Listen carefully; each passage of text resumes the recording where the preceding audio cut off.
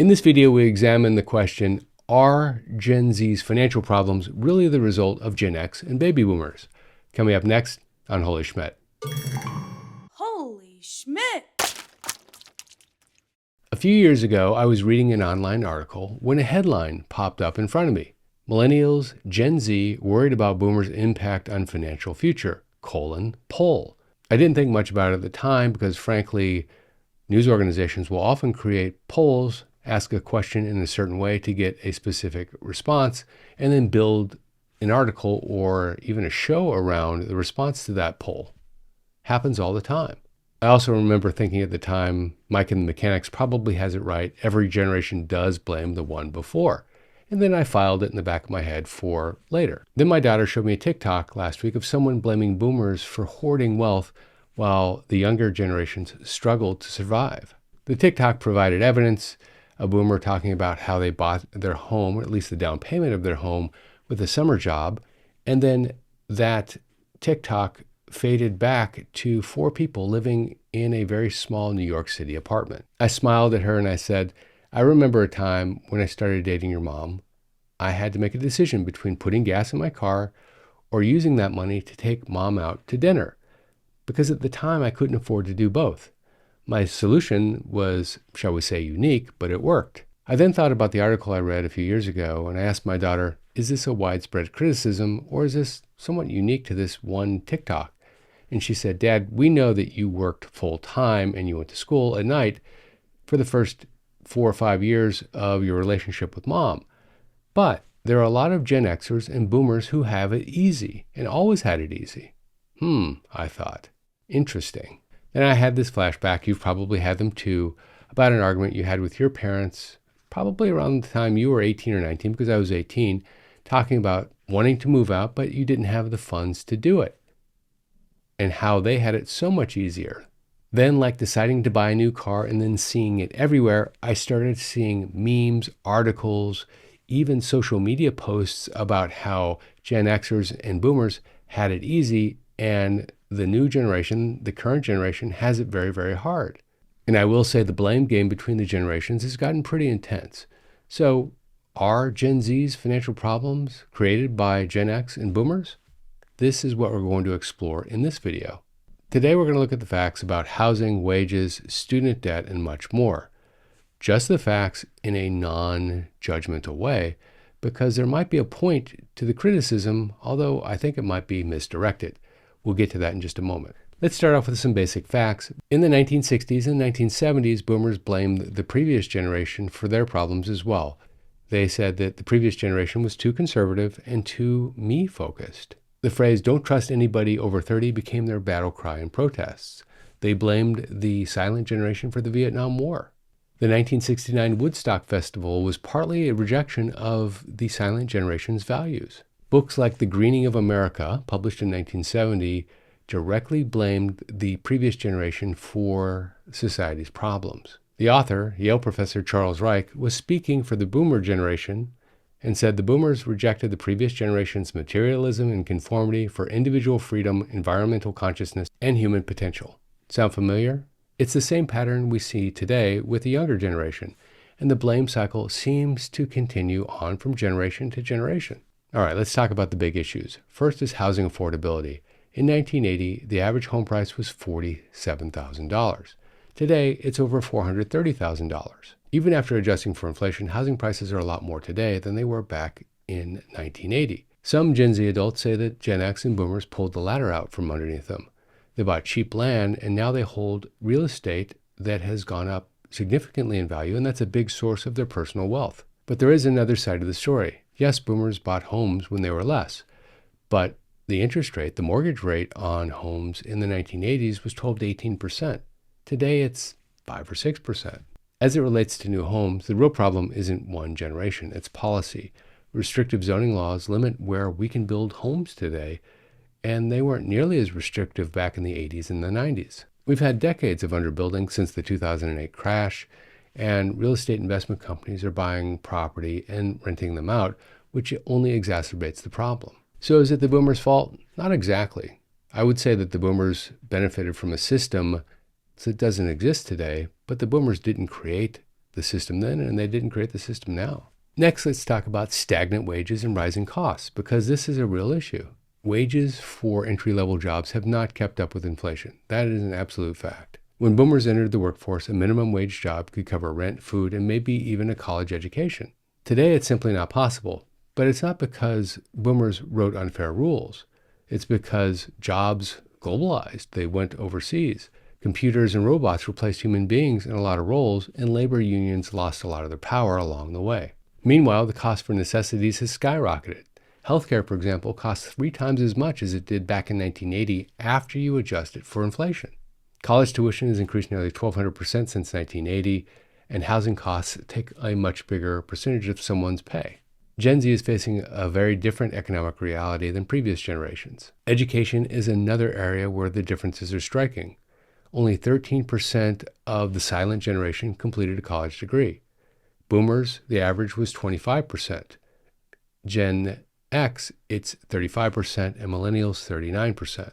Early data suggests that Gen Z is going to have the highest completion rate of all, 45%.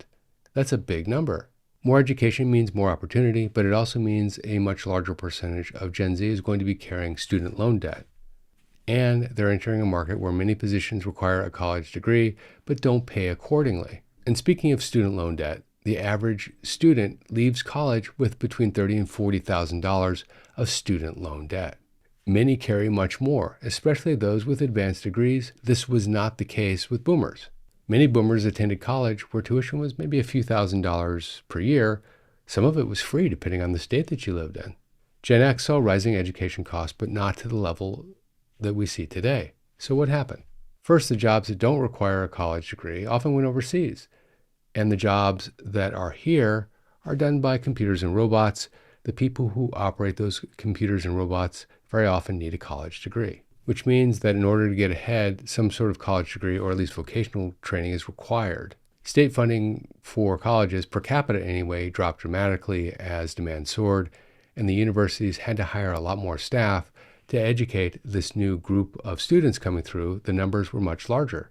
And the federal loan system made borrowing much easier than it was back in the day to accommodate the surging demand for college. Did boomers and Gen X directly create this problem? No, of course not. Technology and society created this problem. This explains why Gen Z gets frustrated, though, when they're told just work through college to pay for college, because no matter how hard they work, they probably can't earn enough to pay for their own college. In 1980, a student at a public university could pay for a year's worth of tuition with about 250 hours of work. Today, it requires over 1,000. Basically impossible while attending classes. Now let's talk about retirement and retirement system changes. Retirement safety looks a lot different across generations. Boomers had pensions, guaranteed income for life. Gen Z does not have this unless they work for the government or they happen to work for one of the few companies that still offers a pension. Boomers benefit from a social security system that was built during boom times. In fact, many retirees have both a strong pension and strong social security. Gen Z faces a completely different situation. Pensions have all but disappeared, and they've been replaced with 401ks, which have put a different type of risk on the employee. And healthcare costs in retirement are expected to be astronomical. But did boomers steal retirement security? No. But boomers were the last generation to widely benefit from a system that no longer exists. The retirement system aged with them, but didn't evolve for the generations that came after them. Next is wealth inequality. The wealth gap between generations is astronomical.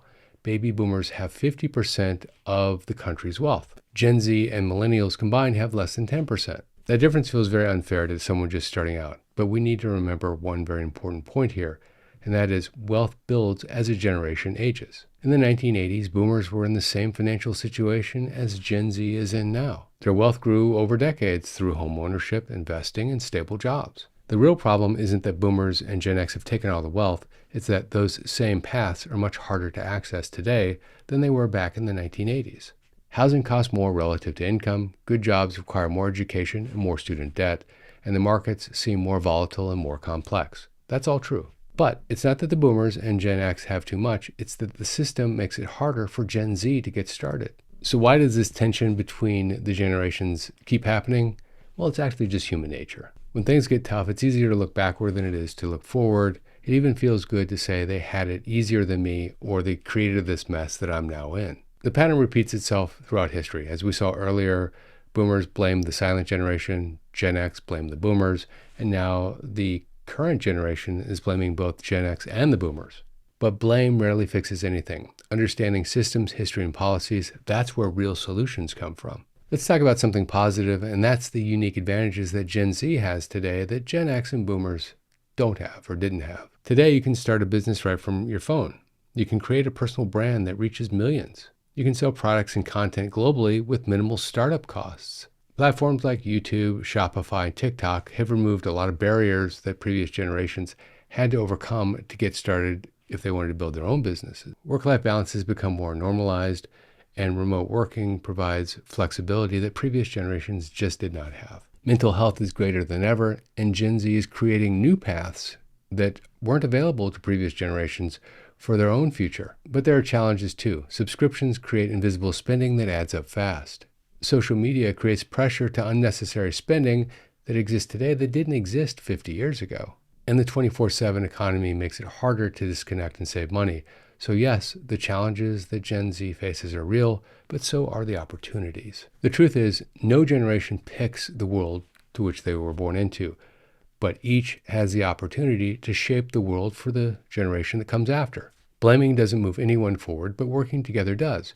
Gen Z can benefit from the experiences of the previous generations, and the previous generations can learn from Gen Z a lot of the new things that are happening today. We can advocate for policies that fix the system. We can advocate for more affordable housing. We can build better education funding models and sustainable economic systems.